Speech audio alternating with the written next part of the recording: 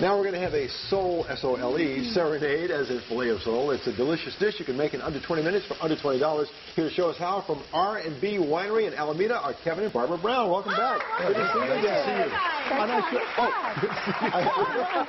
Good to see you. I should point out that in the audience are your son, Ivan, and his fiancée, Megan. They just got engaged, what, a week ago? Yep, a week ago. All right.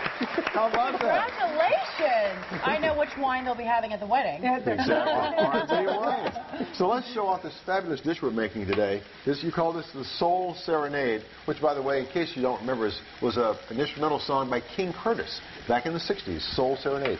This is filet of sole? Actually, it's a petroli sole. Petroli sole. So that's the main ingredient. And to make the sauce, well, this is actually the most important ingredient. Okay. This is our R&B Cellars 2007 Serenade and Blanc Sauvignon Blanc. Ah, and of course here, what if I use the 2008? Not made Not But no substitutions can be made here. Okay, okay. It has to be our wine.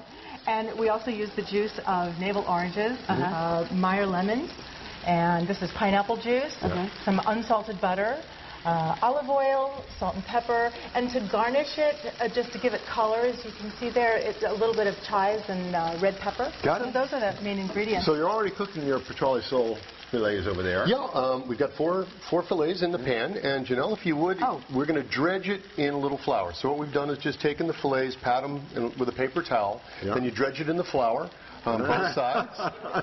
Okay.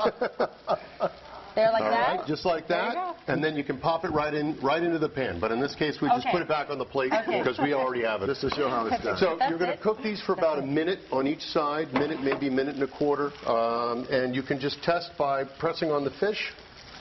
And if it gives a little bit, that's all you need. Wait, that's a minute and a quarter on each side, and it's done? About that. Wow. Because they're pretty thin, so they cook quickly. Six to 8 ounce fillets. And then how do you make the sauce? Well, the first thing, as soon as he's done here... Oh, you do it in the same... you do it in the same pan. Because you want that fish juice. That's right. Exactly so. Okay. So what I'm going to do is... Go ahead. This is the burner here. So what I'm going to do is turn up the heat to medium-high. Okay. And you want that pan nice and hot. And then the first thing we're going to do is add that all-important Sauvignon Blanc. Absolutely. And so you're deglazing the pan here. That's not enough. No, never need a little more.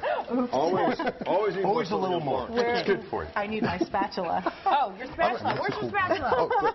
Here. Right here? Is this it? Oh, no. While they're doing that, I'm going to pour some in the glasses over All right. So we're just working up those little brown bits that are left in the pan from sautéing the fish. And that's really good stuff. We call it the kraken. And just really imparts a good flavor to the sauce. And then, normally you'd let that simmer for how long? Normally we would for a couple of minutes. And then we'd start putting in the rest of the ingredients. This is the juice of navel oranges. This is about 3/4 of a cup. A quarter of a cup of Meyer lemon juice. We like to use Meyer lemons as opposed to regular lemons. They're sweeter.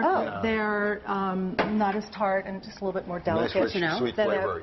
Pineapple juice is in there. Wow. Now, normally we would let this reduce by half. It would take about 5 to 7, 8 minutes, something like that. You want it to begin to thicken a little bit and to have a a little bit of a syrupy consistency. And then you would add the butter after about 5 to 7 minutes.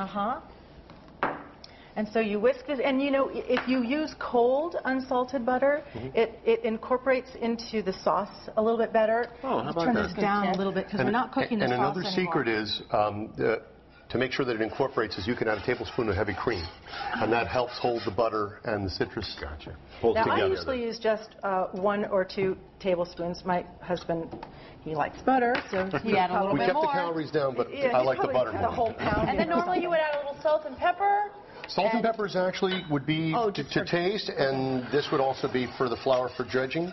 And another way that you can thicken this is arrowroot, which is a thickening agent. Doesn't do anything to the flavor of the taste, and it doesn't glump up like cornstarch does, and you can add a little bit to help thicken it. And then we've got some already made. We've got some already. So let's pour that on and talk about the wine.